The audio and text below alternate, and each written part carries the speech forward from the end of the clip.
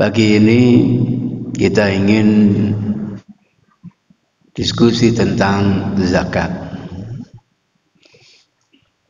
Ibu bapak, indahnya kalau akidah yang mengawal syariah, sehingga syariah ini bukan lagi terasa taklif atau terasa beban.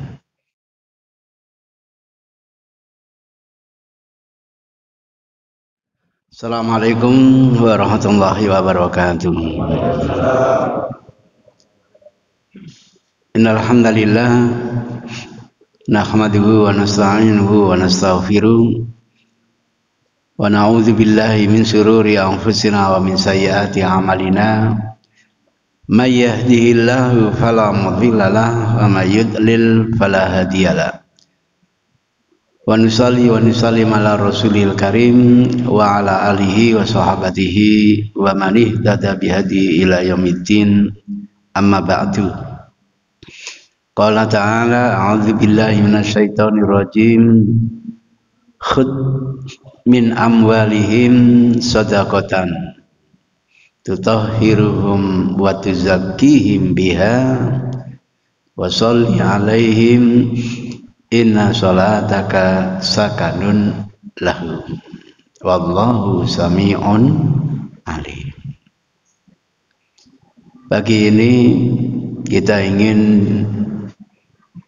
diskusi tentang zakat.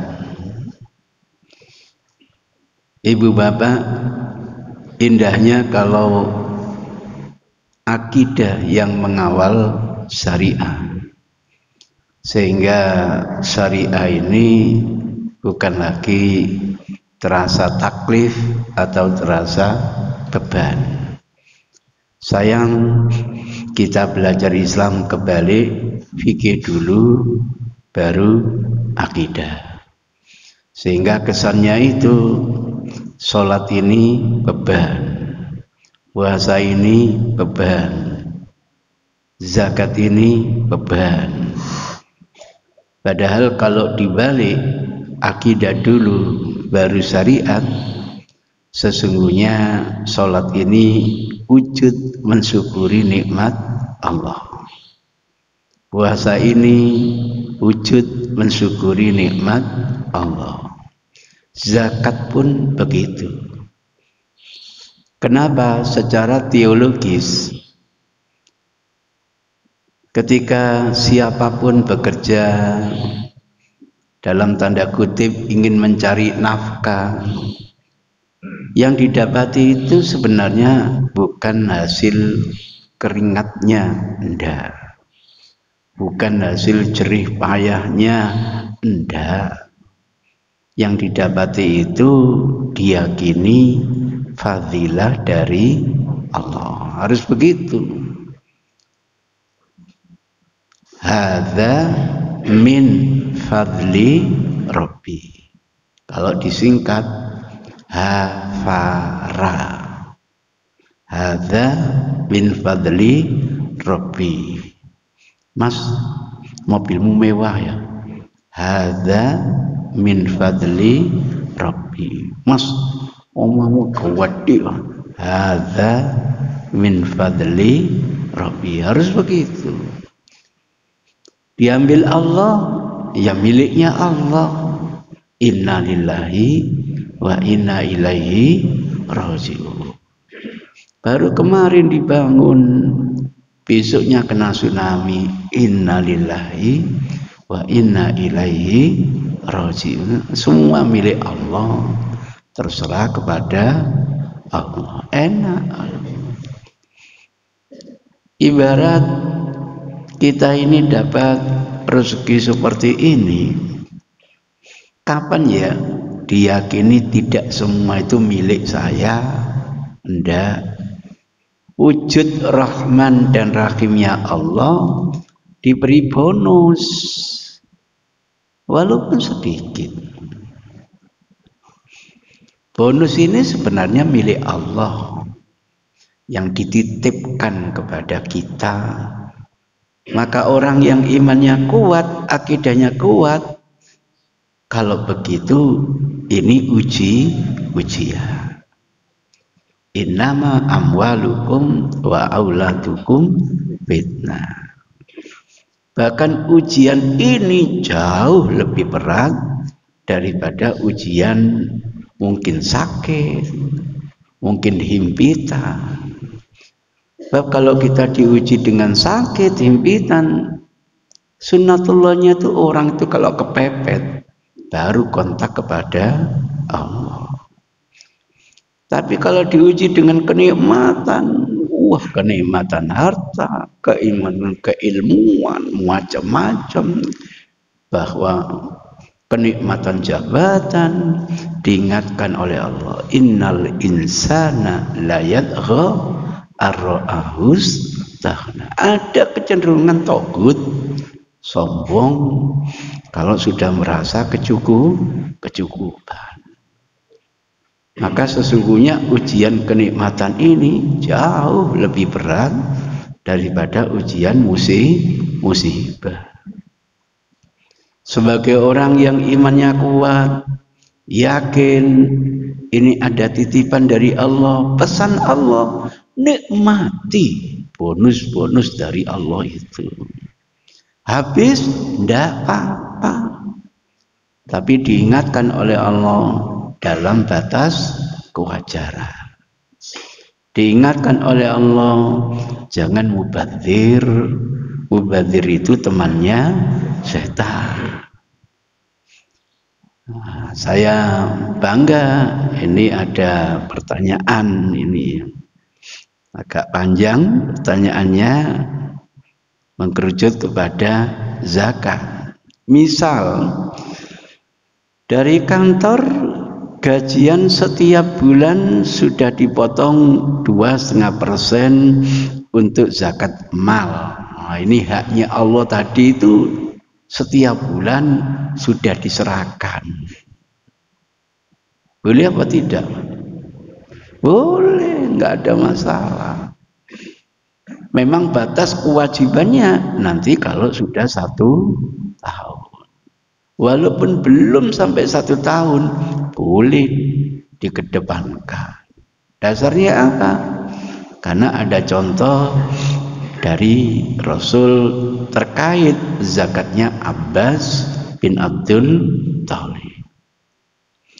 Waktu itu Rasul butuh dana untuk pembiayaan jihad ini, sehingga lari ke Abbas sang konglomerat ini, coba takar penghasilan kamu ini nanti kalau panen itu ketemu berapa, segera keluarkan zakatnya, padahal belum panen.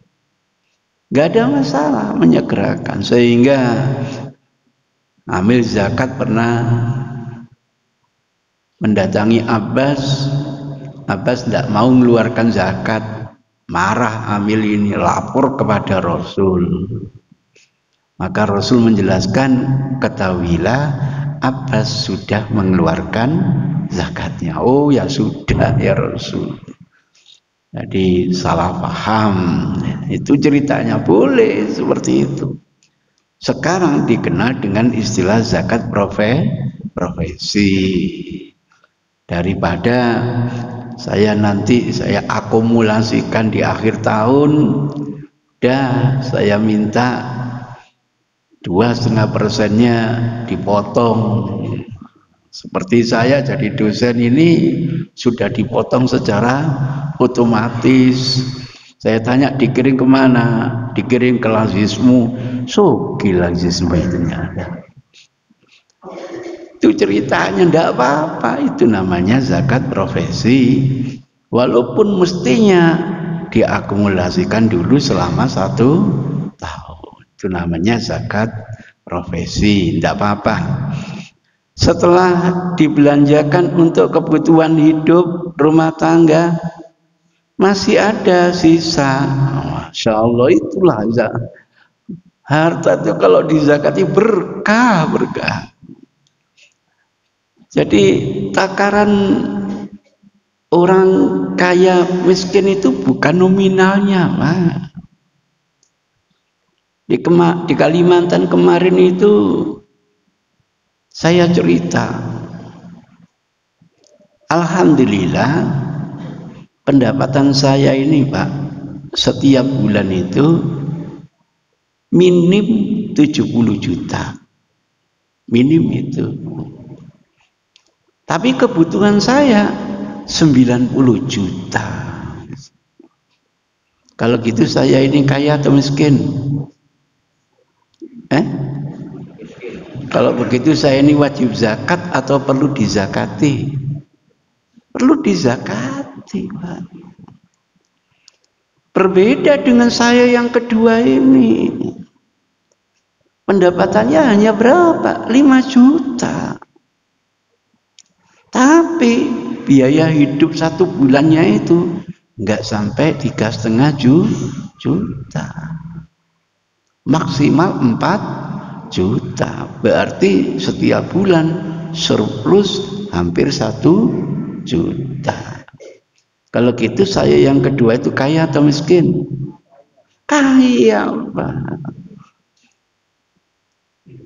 Itu ceritanya gitu. Jadi jangan melihat berapa gajimu, jangan. Berapa juga kebutuhan. Lah yang mengelola gini kejujuran kita. Makanya zakat itu bukan orang lain yang menilai, tapi dirinya sendiri. Akhirnya apa? Ada bonus setiap bulan gajian, setiap bulan gajian, dikeluarkan zakatnya tuntas. Kemudian apa kelanjutannya ini? Kemudian sisanya disimpan. Masya Allah, masih tersisa. Berarti yang bertanya ini kaya atau miskin? Kaya, masih ada sisanya. Gitu. Tidak tahu kayanya kayak apa, yang penting kaya gitu. Masih tersimpan. Ini namanya tanda berkah itu ya begini. Kalau enggak berkah berapapun pendapatan kita selalu tidak cukup. Maka doa kita dibimbing Rasul itu yang penting, ya Allah berikan kami rezeki kafaf yang mencukupi. Biaya saya harus ngopeni sekian ribu tenaga 90 juta. Mudah-mudahan nanti pendapatan saya lebih dari 90 juta sehingga masih surplus, tidak defisit gitu. Saya ingat tahun 79 itu kelas 6 di Gontor, kiai-kiai Jawa Timur itu oleh Menteri Agama dikumpulkan di Gontor. Maksudnya Pak Menteri itu terungkap gimana caranya pondok-pondok itu belajar ke Gontor. Pak Yainya itu loh, itu terungkap. Begitu kumpul di sana banyak yang kagum, Pak. Pondok Gontor itu seperti ini ternyata. Gedung Saudi 1, 2, 3, 4, 5, 6. Indonesia sampai 8. Apa setiap presiden datang sudah disiapkan fondasi. Ini nanti untuk Indonesia 8. Biayanya sudah ada? Belum. Taruh biaya. Jadi Indonesia 8. Utusan Irak datang ke sana, disiapkan lokasi. Ini rencana kita kasih bikin gedung, kita namakan gedung Irak. Sudah ada dananya? Belum. Taruh situ jadi gedung Irak. Jadi kalau sampean ke sana kayak dunia. Gedung London, gedung ini, Masya Allah. Itu ceritanya. Nah, dengan hebatnya pondok ini ada 2 pertanyaan yang menarik. Pertama, berapa gajinya Pak Zar, Imam Zarkasi, Pak? Sebulannya sebagai Direktur Kuliatul Muallimin Islamiyah KMI Gontor. Itu pertanyaan pertama. Pertanyaan yang kedua, Mbok Yung Gontor yang kaya seperti ini, membantu pondok-pondok yang masih melarat gitu.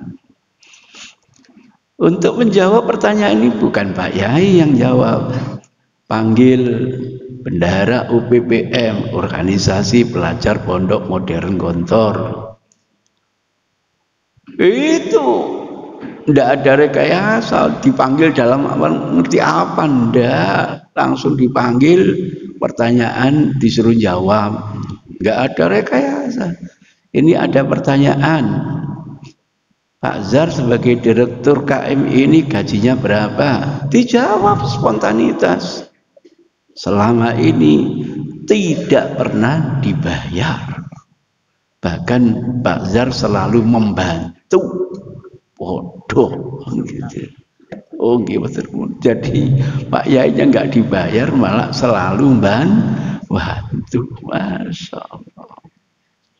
Buku-buku yang diterbitkan itu keuntungannya diantaranya untuk pondok.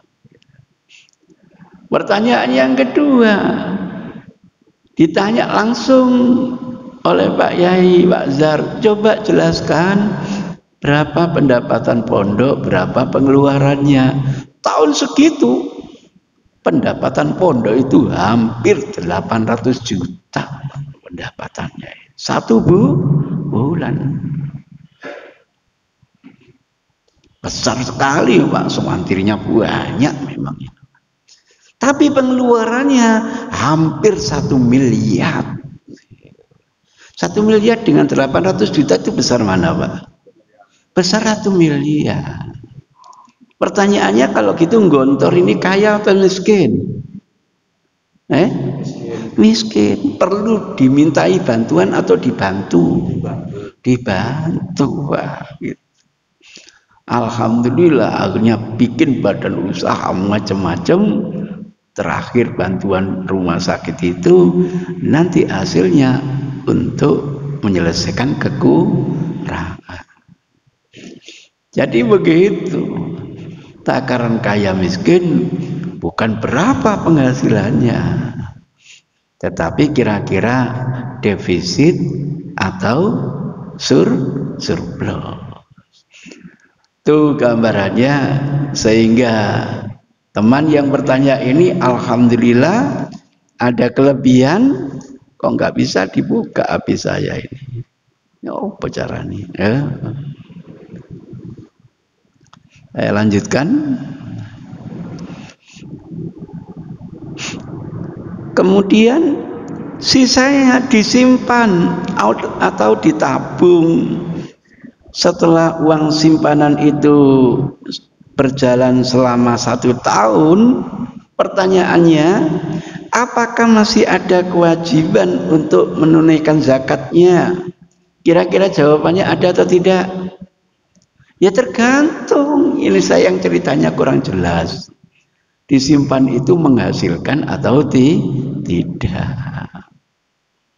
Kadang-kadang disimpan, entah didepositukan, entah ditabungkan, sehingga ada bunga misalnya. Jadi yang disimpan itu bahasa fikihnya ra'sul mal. Ra'sul mal itu dana pokok, harta pokok. Harta pokoknya sudah dizakati bersih, alhamdulillah. Nah, nanti kalau harta pokok itu dikembangkan, entah untuk bisnis, entah disimpan ditabung, dilihat nanti kira-kira itu ada keuntungannya atau tidak. Kalau keuntungannya dinilai itu, Masya Allah Pak, untungnya sampai 8 triliun Pak, misalnya gitu. Entah pegawai apa ya Pak ya. Oh ternyata sudah sampai nisab, dikeluarkan zakat. Sehingga yang diambil oleh Allah itu bukan milik kita, itu miliknya Allah. Ini aspek teologisnya. Saya punya yang namanya 100 ekor kambing. Normanya 100 itu kena zakat 1 ekor. Nanti kalau 200, 2 ekor. Per 100 tambah lagi 1 ekor. Misalnya punya 600. Berarti zakatnya berapa, Pak? Belum tentu.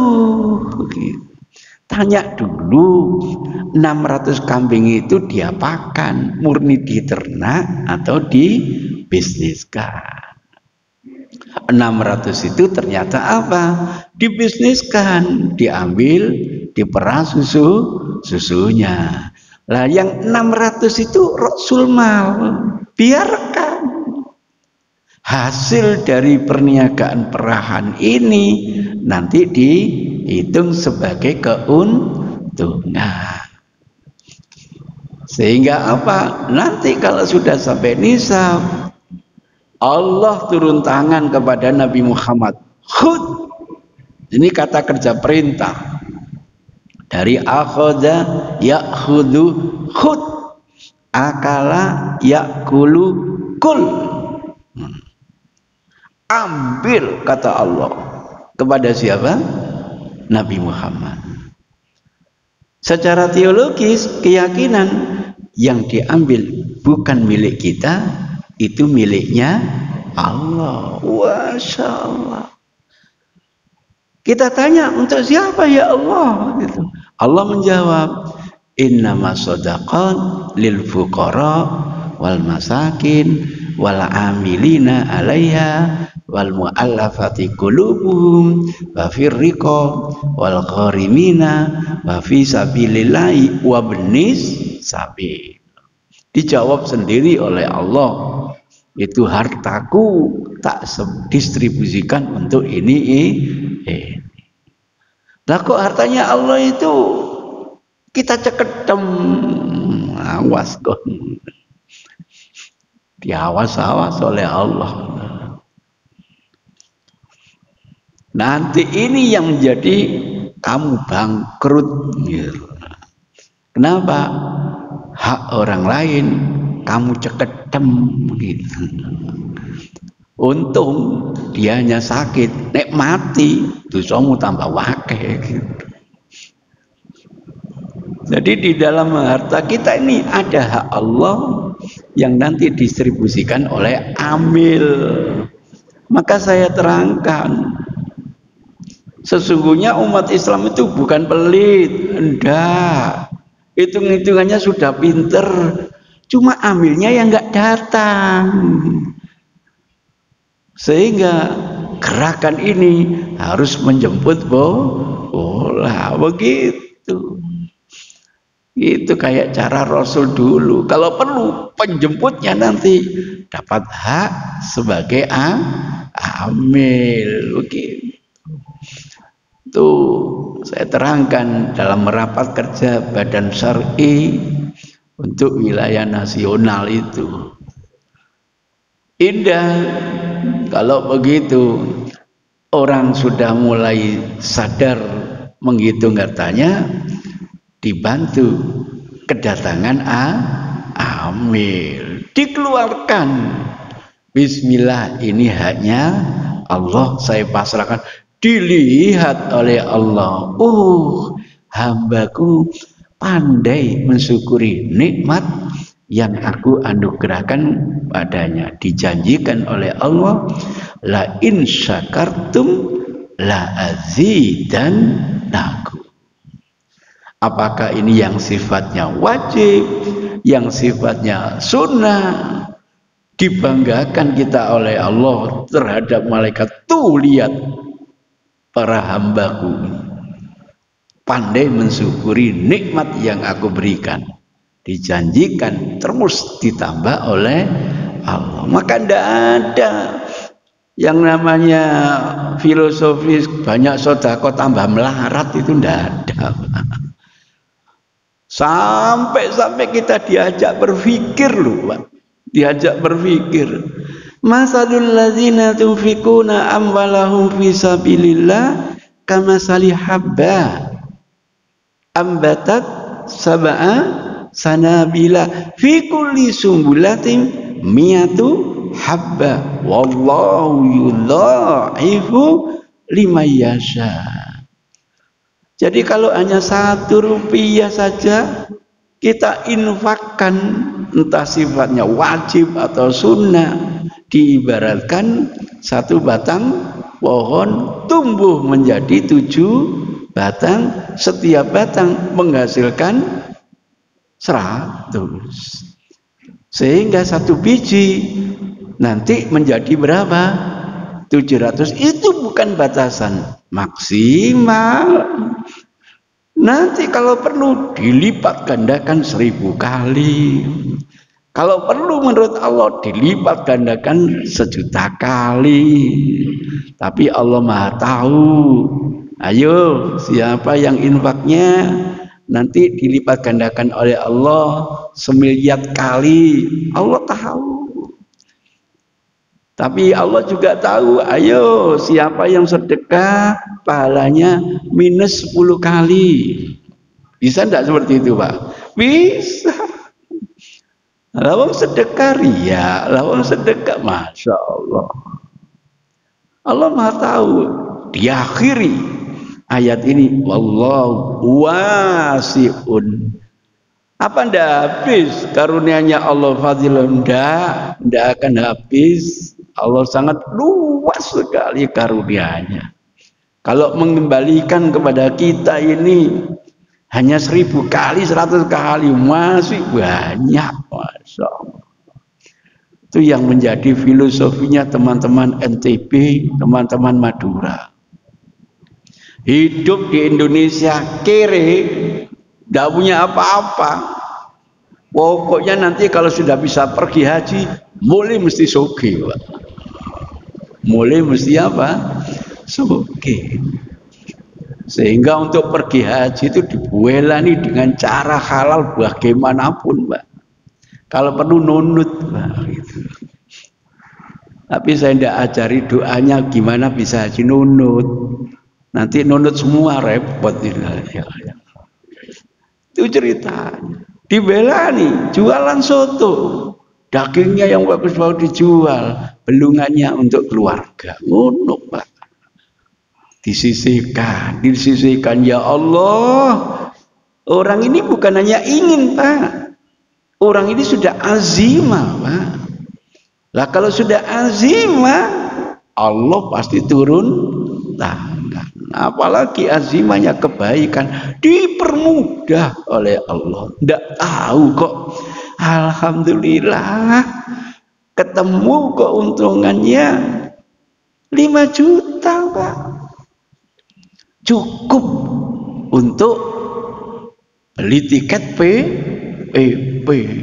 Itu tok targetnya, Pak. Daftar haji, Pak. Dulu, kalau sekarang ya nggak bisa tiket 5 juta. Dan nanti ke sana pakai apa? Sudah, saya dibekali Pak Yai.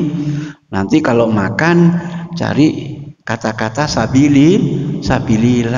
Gitu. Kalau dengar sabilillah, gemeruduk.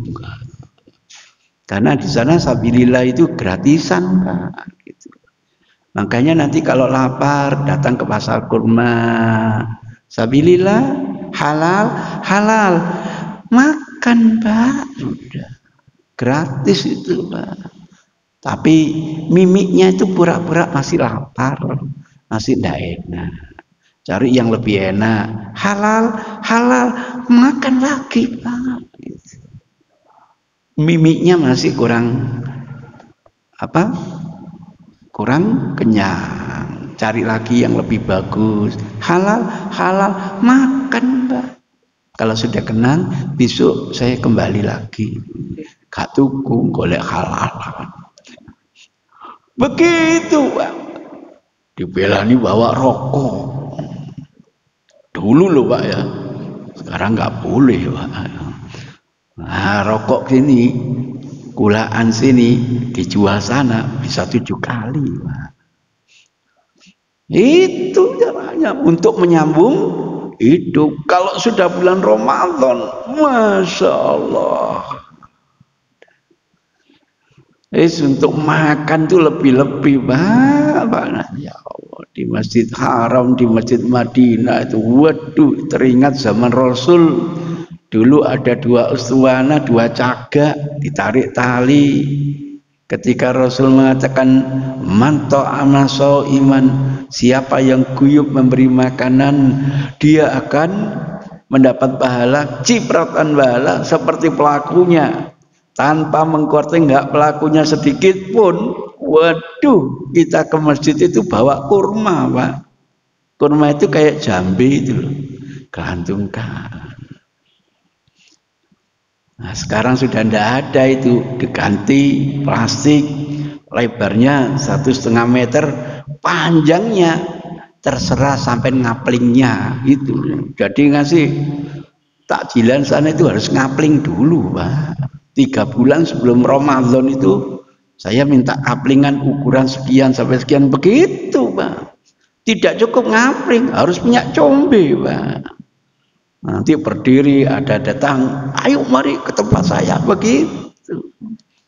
Ditunjukkan, sini ikut saya. Masya Allah, kayak di masjid ini loh, Pak, ya.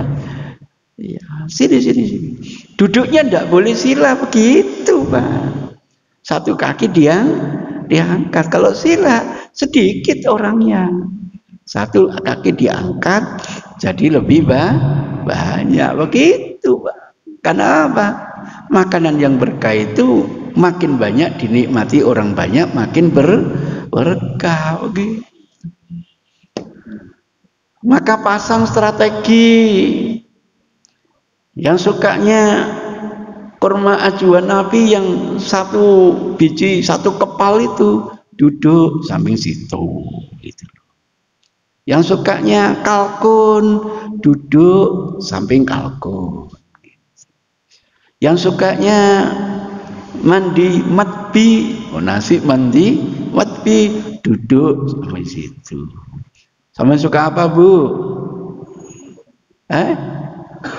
Nasi biryani, duduk samping situ. Gitu. Kalau sudah dikumandangkan azan, Allahu Akbar, Allahu Akbar, rebutan ngambil, Masya Allah. Ambil, kasihkan temannya, ambil, kasihkan temannya. Kadang-kadang sempat berdiri, ngasihkan temannya, Masya Allah.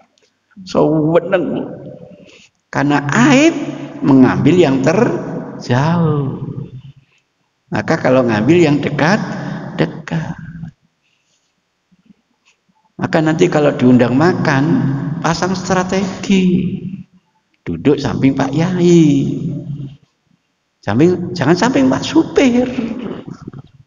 Kira-kira makan yang disajikan ke Pak Yai dengan Pak Supir beda enggak, Pak? Beda, Pak. Pengalaman begitu, Pak. Aman delok ayo apa carane pangani Pak Yai itu. Pak Yai akhirnya makannya itu 5 jari, Pak. Blek. Samen melo. Blek. Tapi pandangan masyarakat kepada kiai dengan kita ini beda, Pak. Kepada kiai masyarakat, Masya Allah, Pak Yai. Kalau makan itu nikmat sekali gitu. Kepada kita lain lagi, Jainuddin gerangsang. Repot ini. Lah kok Pak Yai itu ngambilnya pakai 3 jari, dikunyah 40 kali baru dilek. Ikuti, Pak. Ambil 3 jari, makan dikunyah berapa kali? 40 kali baru dilek. Apa kata masyarakat pada Pak Yai? Masya Allah, Pak Yai. Kalau makan tirakat sekali. Baguslah. Bagus. Tapi kepada Zainuddin, lain lagi. Zainuddin, anyi-anyi. Salah mana. Wes aja nunggu sampai Pak Yai enak kono, gak dirasani wong. Itu ceritanya, Pak. Masya Allah. Karena merasa ini karunia Allah. Begitu saya infakkan, tidak akan sia-sia. Begitu saya keluarkan zakatnya, bersih harta saya.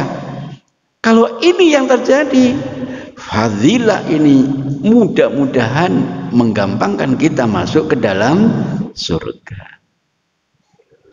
Kalau kebalikannya, hartanya Allah kita cekedem, hartanya anak yatim kita cekedem, hartanya orang miskin kita cekedem, apa kata Allah? Itu nanti yang menjadi bahan bakar api kita di api neraka. Tabbat yada abi lahabi wa tab ma aghna anhu maluhu wa ma kasab. Saya setelah dalahab wa mur'atuhu hammalatal hatab fi jidiyah hablum min masad. Itu hartanya Allah yang mereka cekedem, yang akhirnya kita menjadi bangkrut di sisi Allah Subhanahu wa Ta'ala. Seperti ini, kalau bukan karena akidah, setan datang. Ngapain kamu berikan ke masjid? Ngapain kamu infakkan? Itu hasil keringatmu. Enak saja mereka tinggal nerima. Subhanallah. Itu gambaran bagaimana kita ini dididik oleh Allah, karena kita yakin bahwa hanya Allah yang memberi, hanya Allah yang akan menahan rezekinya kepada kita semua. Berharap dengan akidah seperti itu kita jadi yakin bahwa kalau kita pandai mensyukuri, pasti kembalinya bukan orang lain tapi kepada diri sendiri. Demikian juga untuk tahun-tahun berikutnya simpanan uang, bergantung bagaimana proses penyimpanan uang. Apakah aset-aset yang dimiliki ada kewajiban untuk bayar? Aset yang apa? Aset yang untuk kepentingan primer atau investasi. Dibedakan dulu. Kalau itu untuk kepentingan primer, tidak ada zakatnya. Tapi kalau itu untuk investasi, itu bagian dari keuntungan. Itu ceritanya. Jadi sekali lagi yang menghitung bukan orang lain. Yang menghitung adalah kesadaran diri sendiri. Saya jadi teringat, alhamdulillah Pak, akhirnya yang punya tambak itu rapat keluarga, tapi ada yang pinter orang tuanya ini. 11 tambak itu hitungan kecuali yang satu, ojo. Kenapa? Ini windu Pak, ini miliatan ini Pak. Zakatnya bisa ratusan juta. Diingatkan oleh anaknya, Pi, Allah Maha mendengar. Allah Maha mendengar. Oh iya ya. Wis hitungin kabeh. Alhamdulillah dihitung kabeh. Zakatnya ketemu 280 juta. Alhamdulillah. Hasil rapat iki sapa ponakanmu lak durung duwe mobil lah gitu. Wis rupakno mbok kijang wono pakeno. Diingatkan lagi oleh anaknya, Pi, itu bukan miliknya ponakan kita. Itu miliknya Allah. Iya. Dibentengi ayat zakat itu, wallahu sami'un alim. Mau kita ini main-main dengan Allah kayak apa? Allah Maha tahu. Maka sesungguhnya cara seperti inilah yang paling efektif untuk mengukur keimanan kita. Itu yang terlihat. Kalau urusan sholat itu urusan kita dengan Allah masing-masing. Tapi ini urusan sosial. Ini termasuk hak Islam. Itu yang menyebabkan Abu Bakar menginstruksikan lau mana'uni iqalan kanu yu'adduna ila Rasulillah laqataltuhum. Kalau mereka masih menahan zakatnya, iqolnya yang dulu pernah dibayarkan kepada Rasul, saya perangi mereka. Umar interupsi, menurut catatan saya ya Khalifah, Rasul Daud, umirtu an uqatilan nasa hatta yaqul la ilaha illallah. Perintah itu menyerang mereka itu sampai mereka mau berikrar la ilaha illallah. Kalau mereka sudah berikrar, asamu minni dima'ahum wa amwalahum wa irdahum wa hisabuhum 'ala Allah. Kalau sudah mau ngomong ikrar, terjaga mereka itu dari aku, hartanya terjaga, kehormatannya terjaga, darahnya terjaga. Urusan dia ngomong li service, abang-abang lambe, kemunafikan, itu urusan dia dengan Allah. Instruksi Umar bin Khattab. Apa kata Abu Bakar? Catatanmu belum lengkap. Karena Umar itu termasuk adalah orang yang suka mengarsipkan tulisan-tulisan dari Rasul. Kelanjutannya apa? Tambah illa bihaqi, kecuali dengan haknya Islam. Dia sudah la ilaha illallah, membunuh temannya boleh, halal darahnya, namanya dikisah. Walaupun dia la ilaha illallah sudah, kok bugot, halal darahnya, itu haknya Islam. Urusan sholat, urusan dia dengan Allah, urusan zakat, urusan dia dengan pemerintah. Itu ceritanya. Alhamdulillah Umar menyadari, baru saya memahami kehebatan kefakihan Abu Bakar As-Siddiq. Catatan zakat ditaruh di pedangnya, mengatakan macam-macam kepada zakat, pedangku yang akan bicara. Kita tidak perlu diperlakukan gitu, karena akidah kita sudah kuat.